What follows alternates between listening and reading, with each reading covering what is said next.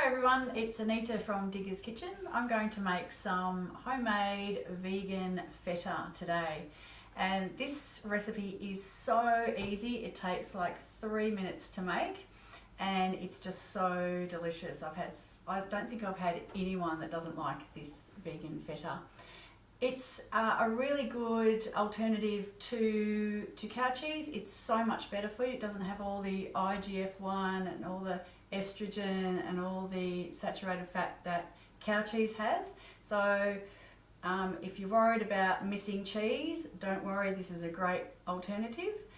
It's healthier than the vegan cheeses that you buy in the supermarket because it doesn't have all of the oil that cheeses like cheese and tofuti and all of those ones have, and it's homemade. You'll see what goes in it. It's all really healthy ingredients and it's just so delicious, so it's going to change your life.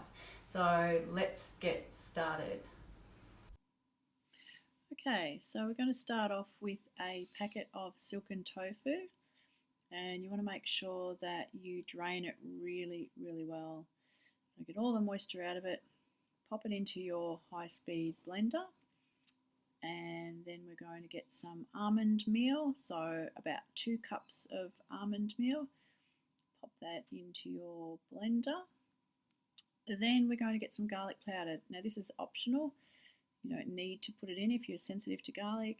You can even use fresh garlic if you like. I've just used garlic powder. Then some Himalayan salt. You can use any sort of salt that you like though, and obviously use a little bit less if you're watching your salt intake.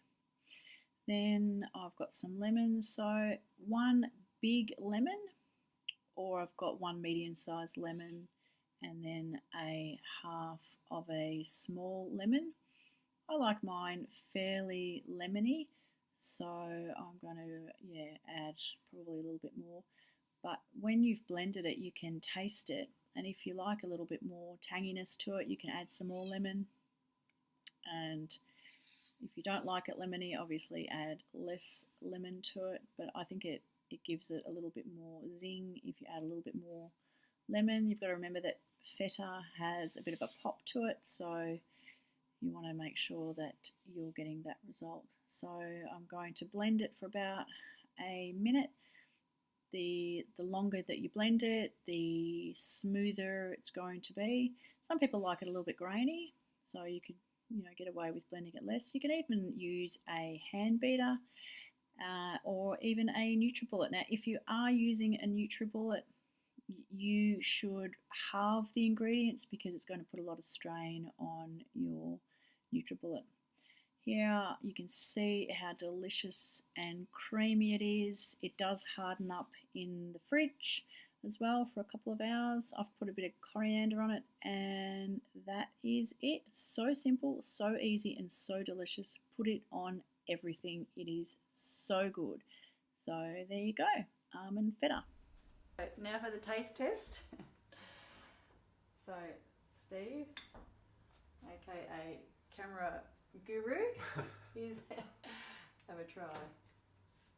It's really good. You like it? Yeah, I do. Awesome. Very zesty. It is, isn't it? Yeah. So give it a go. It is delicious.